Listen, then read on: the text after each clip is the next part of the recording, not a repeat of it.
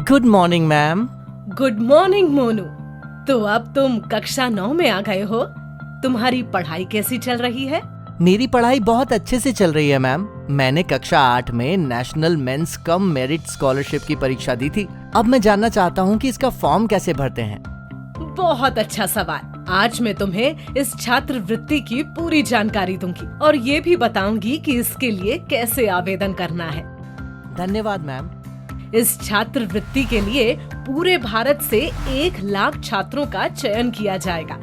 जो छात्र प्रतियोगी परीक्षा में पास होंगे उन्हें हर साल 12,000 रुपए की मदद मिलेगी।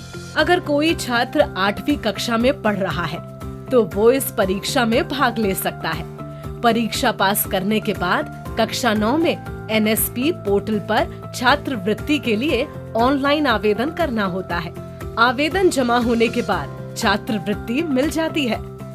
बाकी सब छात्रवृत्तियों की तरह ये छात्रवृत्ति भी नेशनल स्कॉलरशिप पोर्टल के माध्यम से ही दी जाती है। बच्चों, ये भारत सरकार का एक बहुत ही महत्वपूर्ण पोर्टल है जहां से सभी छात्रवृत्तियां आसानी से और समय पर विद्यार्थियों को दी जाती हैं।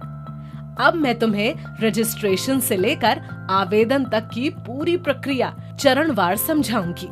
ये पोर्टल हिंदी और अंग्रेजी दोनों में उपलब्ध है। सबसे पहले अपने वेब ब्राउजर में जाएं और ये वेबसाइट खोलें। अब OTR प्रक्रिया को पूरा करने के लिए सबसे पहले विद्यार्थी गण सेक्शन पर क्लिक करें। यहाँ आपको 3 विकल्प नजर आएंगे: घोषणाएं, OTR और छात्रवृत्ति के लिए आवेदन करें। पंजीयन के लिए आपको OTR सेक्शन पर क्लिक करना है। यहाँ आपको नए उपयोगकर्ता अपना पंजीकरण करें पर क्लिक करना है। रजिस्ट्रेशन करने से पहले पंजीयन के लिए दिशा निर्देश ध्यान से पढ़ें और अपनी सहमति प्रदान करें। उसके बाद आपको अपना आधार से लिंक मोबाइल नंबर पंजीकृत करना होगा। अपना मोबाइल नंबर दर्ज करने के बाद आपके फोन पर एक OTP आएगा।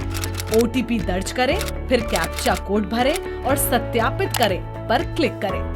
मोबाइल नंबर पंजीकरण के बाद आपको अपने आधार नंबर के माध्यम से eKYC प्रक्रिया पूरी करनी होगी। यदि आपके पास स्वयं का आधार नंबर नहीं है तो आप eKYC प्रक्रिया अपने EID या अपने माता पिता या वैध अभिभावक के आधार नंबर से पूरी कर सकते हैं। आधार नंबर का उपयोग करके eKYC करने के लिए आधार नंबर दर्ज करने के बाद आधार से लिंक मोबाइल नंबर पर एक OTP भेजा जाएगा।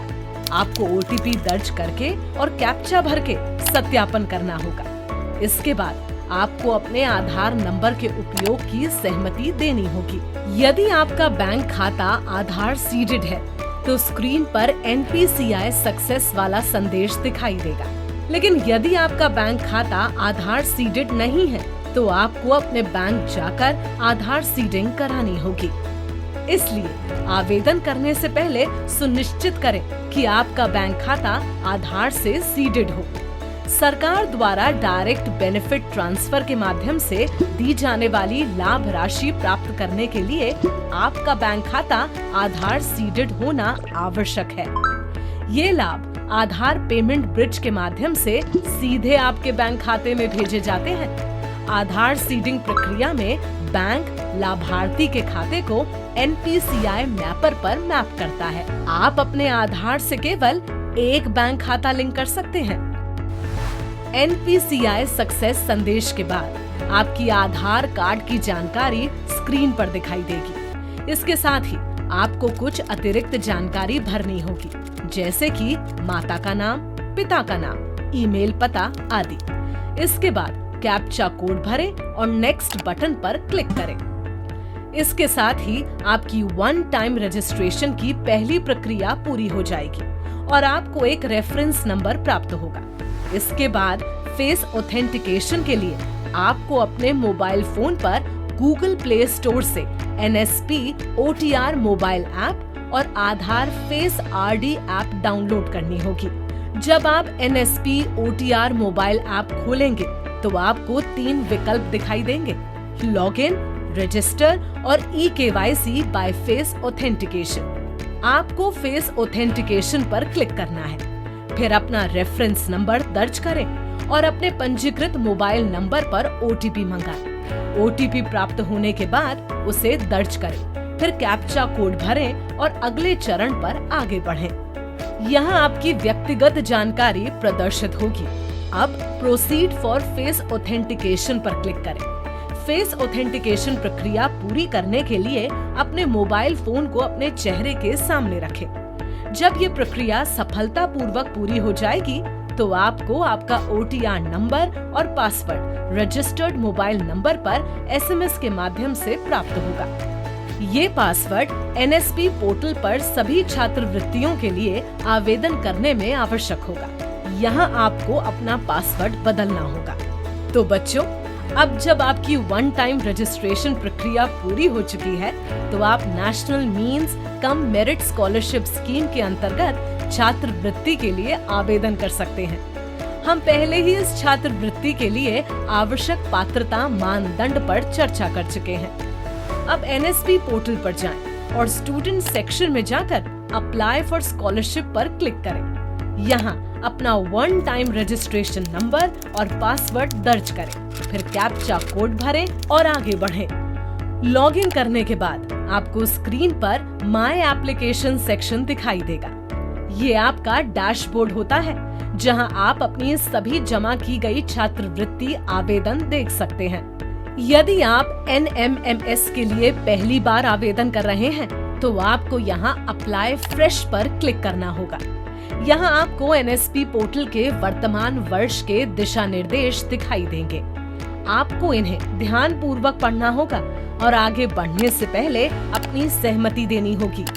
आवेदन करने से पहले आपके पास 2 प्रमाण पत्रों की डिजिटल प्रतियां तैयार होनी चाहिए। पहला, जाति प्रमाण पत्र, यदि आप किसी आरक्षित श्रेणी से संबंधित हैं। दूसरा, माता पिता की आय प्रमाण पत्र। और इसके बाद आपको स्क्रीन पर सबमिट योर एप्लीकेशन विकल्प दिखाई देगा। इस अनुभाग में आपको निम्नलिखित कार्य करने होंगे। सबसे पहले अपनी सामान्य जानकारी भरें, फिर अपनी शैक्षणिक जानकारी प्रदान करें। उसके बाद एप्लीकेशन स्पेसिफिक डिटेल्स के अंतर्गत नेशनल मींस कम मेरिट स्कॉलरशिप का चयन करें और सबमिट करें।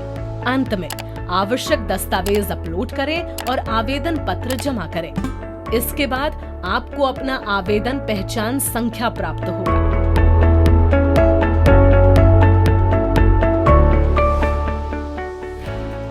अब हम उन छात्रों का मार्गदर्शन करेंगे जिन्होंने पिछले वर्ष इस छात्रवृत्ति के लिए आवेदन किया था और इस वर्ष अपने आवेदन का नवीनीकरण करना चाहते हैं। आपको नेशनल स्कॉलरशिप पोर्टल के स्टूडेंट सेक्शन में जाना होगा और अप्लाई फॉर स्कॉलरशिप अनुभाग में प्रवेश करना होगा।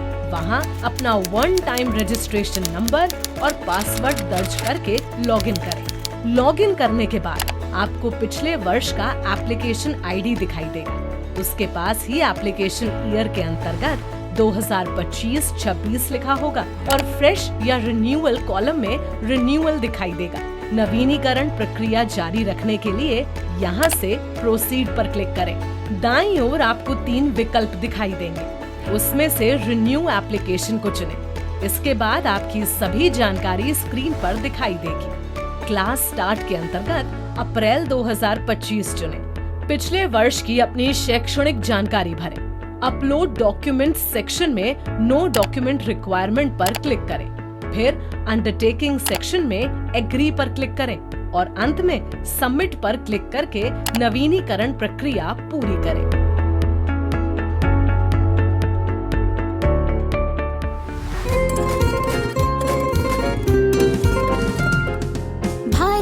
शिक्षा मंत्रालय सोच अनूठी लाया है।